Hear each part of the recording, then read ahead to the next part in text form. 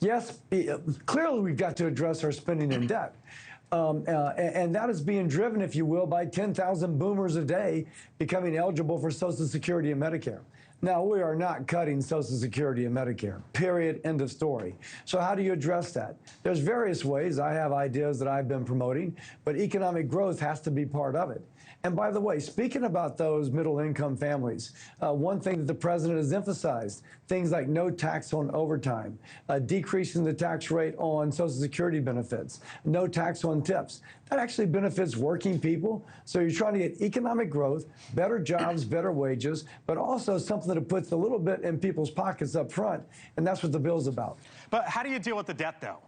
Because the worry is from fiscal conservatives that this is a debt bomb. And we have, before you even get into this, we have trillion-dollar deficits, as you know, as far as the eye can see.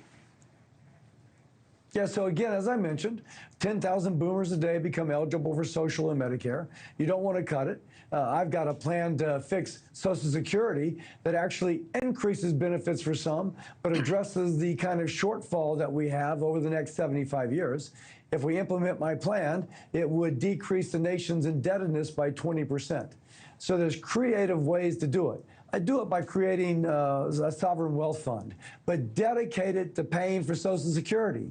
That's a way to use the bounty of the U.S. economy for the benefit of the American people. With what money, though? Because we're in debt. That's what I've been promoting. What money do you use for that, though? Yeah, so if you put dollars in there, if you borrow $1.5 trillion and put it into a sovereign wealth fund, you've got the money. You can pay off the debt right away. So in a unified budget, that does not add to your nation's indebtedness. And that is according to the Congressional Budget Office. It's almost like I put money in the bank. If I need to pay off my debt, I just put it around. But if you invest that money in the U.S. economy, which is just the strongest economy in the world, then the benefits of that growth come back to benefit all Americans. Why don't we do it for Social Security like a corporation does it to meet their pension obligations? You are a doctor by trade, as I mentioned before you got to Washington. That was your profession. Medicaid is a big part of this bill, as you know, and the Congressional Budget Office projected basically 11 million people, 10.9 million people will lose health insurance, Senator, over the next decade if this bill, in its current form, or really basically something like it, goes forward if Republicans pass this. Here's what the head of the hospital association in your state, in Louisiana, said. They said, quote, all Louisiana families should be concerned.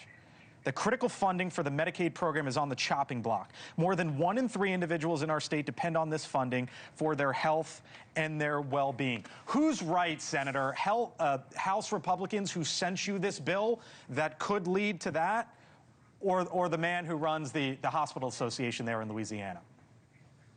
Well, the hospital association chair was just speaking kind of in an existential fear as opposed to particulars.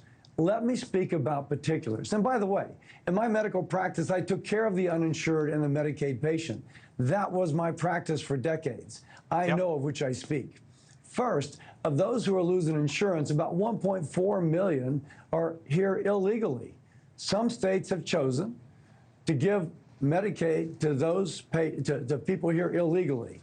Now, most Americans think Medicaid should be for American citizens, but not for those who are here illegally. That's number one. Number two, we put in a work requirement. Who does that affect?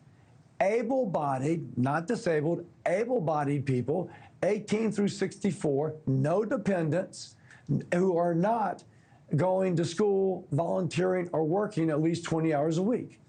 So wait a second. If you're volunteering, going to school, or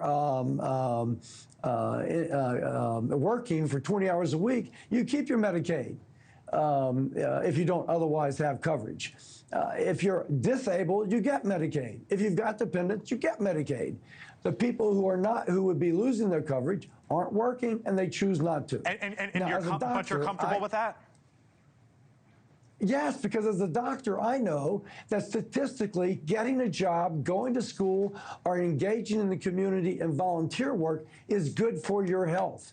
It is terrible for your health if you just sit at home and do nothing. Thank you for watching. Subscribe below and download our NewsNation app right now on your phone, and you will get fact-based, unbiased news for all Americans.